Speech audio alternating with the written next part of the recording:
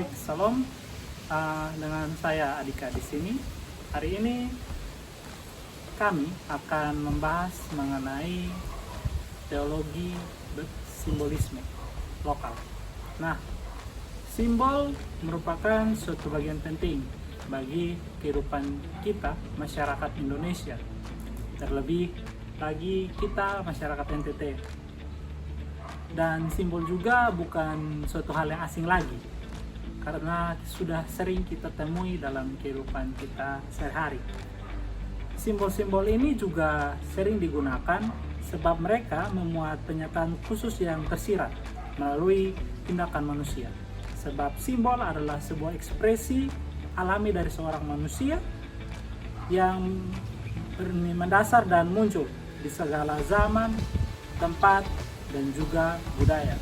Nah, berkaitan dengan hal ini, kelompok kami menemukan bahwa ada sebuah gereja, yaitu Gereja Gemit Zaitun Gepukan, menggunakan sebuah simbol berupa simbol Tilangga pada atap gereja mereka.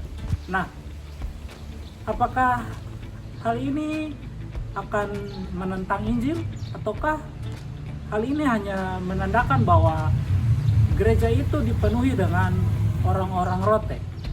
Nah, untuk menjawab pertanyaan seperti itu, saya telah menghadirkan dua narasumber kita pada sore hari ini.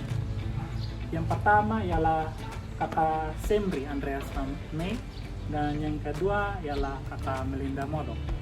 Nah, kalau begitu, sebelum kita masuk pada inti pembicaraan kita pada sore hari ini, mungkin saya akan mulai dengan pertanyaan awal, yaitu apa itu simbol menurut kakak berdua?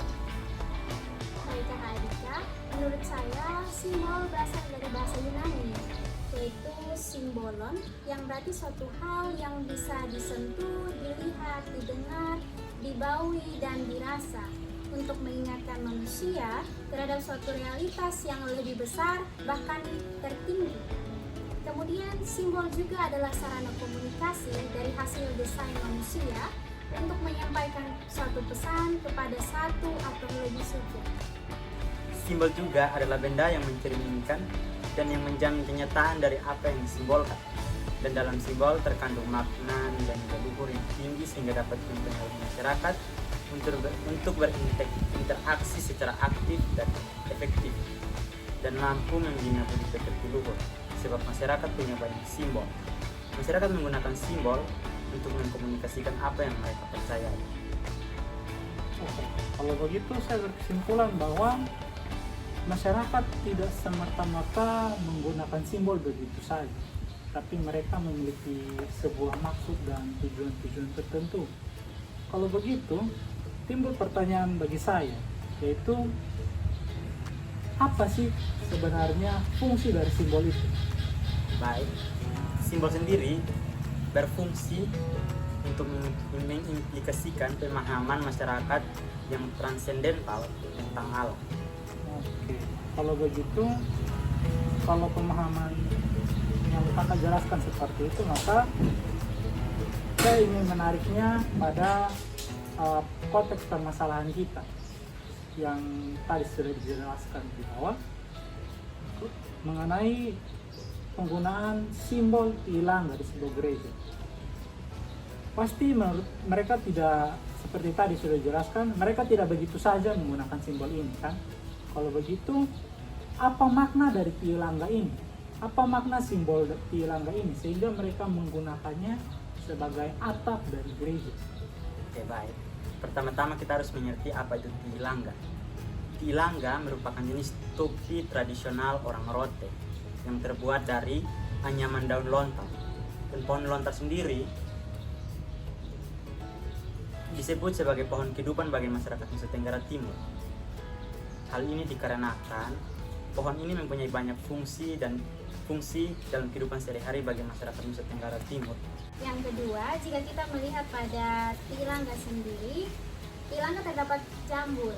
Nah, jambul ini terdiri atas 9 tingkat yang terdiri atas 2 lekukan setiap tingkatnya. Jika kita hitung berarti dalam jambul ini terdapat 18 lekukan. 18 lekukan ini melambangkan 18 kerajaan yang terdapat di Nusa Rote. Nah, di jambul sendiri terdapat satu garis lurus yang mempererat jambul tersebut dari depan sampai ke belakang yang melambangkan pemerataan. Pada setiap pinggir tilangga terdapat banyak ujung daun yang tersusun dengan rapi dan disatukan oleh 3 lingkaran. Ujung-ujung daun tersebut menggambarkan masyarakat Rote yang disatukan dalam satu struktur pemerintahan yang kuat. Kekuatan sistem tersebut ditandai dengan melingkarnya 2 garis pada setiap lingkaran untuk mempererat ujung-ujung daun yang tersusun pada pinggir-pinggir tilangga. Bagian dalam tilangga terdapat lipatan pada bagian kiri dan kanan yang berfungsi sebagai tempat persembunyian benda-benda berharga seperti uang, emas, tembakau, dan lain-lain. Kemudian pada bagian depan tilangga berfungsi sebagai penghormatan kepada setiap orang yang ditemui, dan terdapat tali pengikat yang memperkuat ketika tilangga dipasangkan ke kepala. Ini melambangkan kekuatan dan keberanian, sebab tilangga sendiri melambangkan ciri khas orang Rote yang berjiwa pemimpin, yang memiliki teladan, menyatukan, menghormati, menjaga rahasia, dan melindungi masyarakat Rote. Oke. Bagi saya ini merupakan sebuah pengetahuan yang baru karena saya tidak pernah mengetahui bahwa ternyata setiap bentuk dari tilangga, mulai dari jambul dan bahkan cara untuk memakainya juga memiliki arti seperti itu ya. Wah, kalau begitu berkaitan dengan yang telah kakak telah jelaskan itu, bagaimana gereja memaknai simbol tilangga ini dalam upaya berkontekstual. Baik, terima kasih kakak. Berdasarkan pemaparan sebelumnya yang menarik sekali untuk kita dapat mengetahui makna dari simbol tilangga. Tidak semata-mata jemaat menaruh tilangga di atas atap teras, ya bukan hanya untuk disembah atau sebagai hiasan belaka, tetapi ternyata tilangga memiliki makna yang mendalam.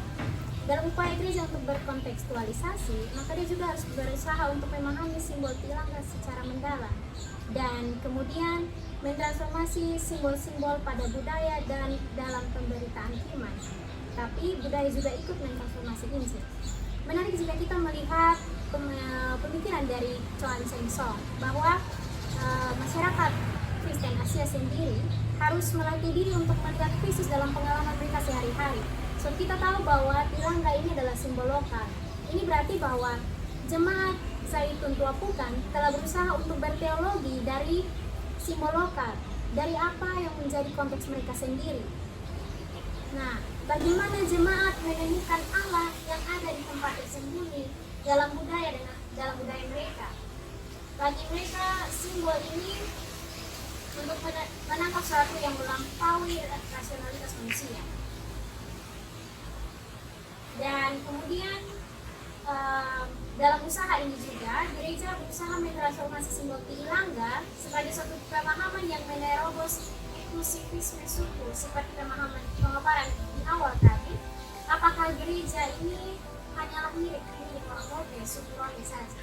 Gereja harus berusaha untuk mentransformasi simbol tilangga ini untuk menerobos inklusivisme suku dan kemudian pemahaman magis seperti yang kita tahu bersama bahwa tilangga dipakai hanya pada saat-saat acara ritual budaya, ritual tradisi dalam orang Rote, dan kemudian merespon pada karya keselamatan Allah dalam Yesus Kristus.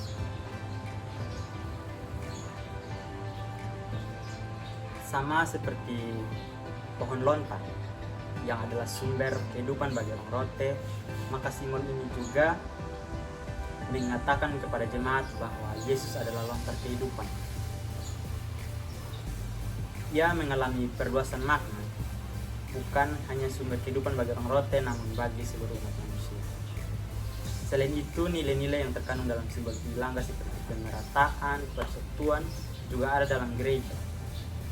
Nilai persekutuan yang erat antara anggota gereja sebagai tubuh Kristus dan Kristus sebagai kepala gereja. Maka penghormatan kepada setiap orang yang ditemui dalam simbol Tilangga memberi makna bahwa di dalam gereja semua anggota gereja saling menerima dan menghormati perbedaan suku, budaya, ras, dan sebagainya. Sebab di Nusa Tenggara Timur sendiri terdiri atas multikultural, sehingga tidak dapat jika kita katakan bahwa simbol Tilangga yang dipasang di atas atap gedung gereja Genit Cetung bukan memberi makna bahwa gereja tersebut hanya milik orang Rondo. Wah, terima kasih banyak kakak berdua yang telah memberikan pemahaman baru bagi kita semua pada saat ini. Dari penjelasan kakak berdua, saya berkesimpulan dan juga berpendapat bahwa pada masa sekarang, zaman modern saat ini, banyak dari kita yang mulai melupakan kebudayaan kita. Kita bahkan tidak mengenal kebudayaan kita dengan begitu baik. Bahkan makna dari simbol Tilangga itu pun baru kita ketahui saat ini. Nah, ini juga merupakan suatu bentuk bahwa kita telah benar-benar terpengaruh oleh kebudayaan asing, sehingga kita mulai meninggalkan cara kita berteologi dari konteks kita sendiri. Kita mulai terpengaruh dengan pemikiran-pemikiran orang lain. Nah, dari hal ini bisa kita lihat bahwa apa yang dilakukan oleh jemaat Genit Cetung Tuapukan merupakan suatu bentuk atau cara mereka untuk berteologi dari konteks kehidupan mereka sendiri. Penggunaan simbol Tilangga untuk mengkomunikasikan iman mereka dan mengingatkan mereka terhadap suatu realitas yang besar yang tidak bisa ditangkap oleh panca indera. Bagi kami, langkah atau pemikiran seperti ini harus dikembangkan agar dalam berteologi, gereja benar-benar berteologi secara kontekstual dan tidak terkesan hanya mengikuti teologi atau pemikiran-pemikiran orang lain. Untuk mengakhiri diskusi kita pada sore hari ini, kami mencoba untuk memberikan sebuah saran kepada gereja masa kini dalam menanggapi hal ini, di mana gereja harus lebih terbuka dan menerima simbol-simbol lokal dalam kehidupan bergereja, sebab Allah juga dapat berbicara melalui simbol-simbol. Simbol lokal dapat membantu jemaat untuk lebih mendengar suara logos dalam folklore. Sekian diskusi kita pada sore hari ini. Terima kasih telah menonton. Salam.